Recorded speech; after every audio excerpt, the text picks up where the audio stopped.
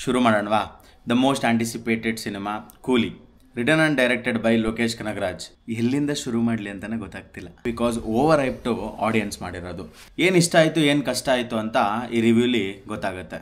ಸಿನಿಮಾದ one liner, ಒಂದು ಪೋರ್ಟಲ್ಲಿ corruption smuggling ಆಗ್ತಾ ಇರುತ್ತೆ. ಸೊ ಅಲ್ಲಿ ರಜನಿಕಾಂತ್ ಅವರ ಕ್ಯಾರೆಕ್ಟರ್ ದೇವ ಅನ್ನೋರಿಗೆ ಬೇಕಾದವ್ರಿಗೆ ಏನಾಗುತ್ತೆ ಮತ್ತು ಅದರ ರಿವೆಂಜ್ ಹೇಗೆ ತಗೊತಾರೆ ಅನ್ನೋದೇ ಸಿನಿಮಾ. ಈ ಸಿನಿಮಾದ ಸ್ಟೋರಿ ಲೈನು ಮತ್ತೆ ಸ್ಟಾರ್ ಕ್ಯಾಸ್ಟ್ ವರ್ಕೌಟ್ ಆಯ್ತಾ ಅನ್ನೋದೇ ಮ್ಯಾಟರ್. ಸಿನಿಮಾದ ಫಸ್ಟ್ ಹಾಫ್ ಕಂಪ್ಲೀಟ್ ಆಗಿ ನಿಮ್ಮನ್ನ ಎಂಗೇಜ್ ಮಾಡುತ್ತೆ. ಮತ್ತೆ ದೇವ ಅನ್ನೋ ಕ್ಯಾರೆಕ್ಟರಿನ ಲೈಫ್ ಸ್ಟೈಲ್ನ ತುಂಬ ಚೆನ್ನಾಗಿ ತೋರಿಸಿದ್ದಾರೆ.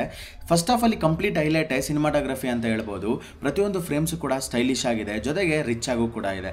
Of course you know the director and producer. ಏನಕ್ಕೆ ಅಂತಂದ್ರೆ ಫಸ್ಟ್ ಹಾಫ್ ಅಲ್ಲಿ ನೀವು ನೋಡೋ ಪ್ರತಿಯೊಂದು ಎಲಿವೇಶನ್ಸ್ ಕೂಡ ವಿಜುವಲ್ಸ್ ಮತ್ತೆ ಬ್ಯಾಕ್ ಗ್ರೌಂಡ್ ಸ್ಕೋರ್ ತುಂಬಾ ಇಂಪಾರ್ಟೆಂಟ್ ಆಗುತ್ತೆ. ಅದೆರಡರಲ್ಲೂ ಕೂಡ ಇವರು ಕಾಂಪ್ರಮೈಸ್ ಆಗಿಲ್ಲ.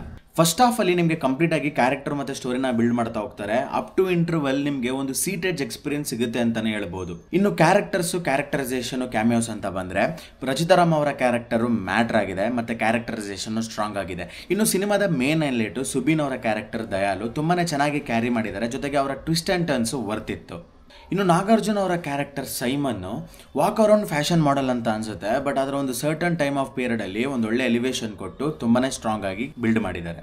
ಇನ್ನು ನಮ್ಮ ರಿಯಲ್ ಸ್ಟಾರ್ ಉಪೇಂದ್ರ ಅವರ ಕ್ಯಾಮಿಯೋ ಅಂತ ಬಂದ್ರೆ ಸ್ಕ್ರೀನ್ ಟೈಮ್ ಸ್ವಲ್ಪ ಕಮ್ಮಿನೇ ಇತ್ತು, ಬಟ್ ಆದ್ರೆ ಅವರ ಕ್ಯಾರೆಕ್ಟರೈಸೇಷನ್ ಸೈಲೆಂಟ್ ಅಂತ ಅನ್ಸಿದ್ರು ಕೂಡ ವೈಲೆಂಟ್ ಆಗಿತ್ತು. ಇನ್ನು ಅಮೀರ್ ಖಾನ್ ಅವರ ಕ್ಯಾರೆಕ್ಟರ್ ಅಂತ ಬಂದ್ರೆ ನಾನು ಎಲ್ಲೋ ಒಂದ್ ಕಡೆ ಸ್ಟೇಜ್ ಅಲ್ಲಿ ಕೇಳ್ಪಟ್ಟಿದೆ ಅವರು ಸ್ಟೋರಿ ನರೇಷನ್ ಕೇಳದೆ ಈ ಸಿನಿಮಾನ ಒಪ್ಕೊಂಡಿದ್ದಾರೆ ಅಂತ.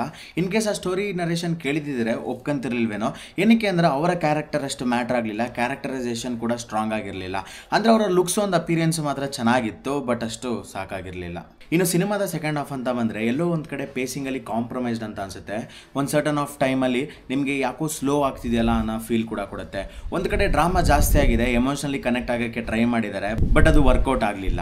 ಓವರ್ ಆಲ್ ಸಿನಿಮಾಗೆ ಜೀವ ತುಂಬಿದೆ ರಜನಿಕಾಂತ್ ಅವರ ಒಂದು ಸ್ಕ್ರೀನ್ ಪ್ರೆಸೆನ್ಸ್ ಮತ್ತೆ ಸ್ವ್ಯಾಗು. ಇಷ್ಟನ್ನೆಲ್ಲ ಎಲಿವೇಟ್ ಮಾಡಿದ್ದು ಅನಿರುದ್ಧ್ ಅವರ ಬ್ಯಾಕ್ ಗ್ರೌಂಡ್ ಸ್ಕೋರ್. ಪ್ರತಿಯೊಂದು ಸೀನ್ಸ್ನು ಕೂಡ ಚೆನ್ನಾಗಿ ಎಲಿವೇಟ್ ಮಾಡಿದ್ದಾರೆ, ಎಂಗೇಜ್ ಕೂಡ ಮಾಡಿದ್ದಾರೆ. ಆದರೆ ಎಲ್ಲೋ ಒಂದು ಕಡೆ ಬ್ಯಾಕ್ ಗ್ರೌಂಡ್ ಸ್ಕೋರ್ ಎಲ್ಲ ಕರೆಕ್ಟಾಗಿ ಪ್ಲೇಸ್ಮೆಂಟ್ ಆಗಿದ್ರು ಕೂಡ ಪವರ್ ಆಫ್ ಸಾಂಗ್ನ ಎಕ್ಸ್ಪೆಕ್ಟೇಷನ್ ಅಲ್ಲಿ ಮಾಡಿಕೊಂಡು ಹೋದವ್ರಿಗೆ ಎಲ್ಲೋ ಒಂದು ಕಡೆ ಡಿಸಪಾಯಿಂಟ್ ಆಗ್ಬೋದು. ನಾನು ಈ ಸಿನಿಮಾನ ಝೀರೋ ಎಕ್ಸ್ಪೆಕ್ಟೇಷನ್ ಅಲ್ಲಿ ಸಿನಿಮಾನ ನೋಡಿ ಅಂತ ಹೇಳಕ್ ಇಷ್ಟಪಡ್ತೀನಿ, because over hype to audience ಮಾಡಿರೋದು. ನೀವು ಈ ಸಿನಿಮಾನ ನೋಡಿದ್ರೆ ಝೀರೋ ಎಕ್ಸ್ಪೆಕ್ಟೇಷನ್ಸ್ ಇಂದ ನೋಡಿ ಅಂತ ನಾನು ಸಜೆಸ್ಟ್ ಮಾಡ್ತೀನಿ. ಓವರ್ ಆಲ್ ಸಿನಿಮಾ ಚೆನ್ನಾಗಿತ್ತು, it was a good watch. So ಮತ್ತೆ ಸಿಗೋಣ, ನಗ್ನಗ್ತಾ ಇರಿ.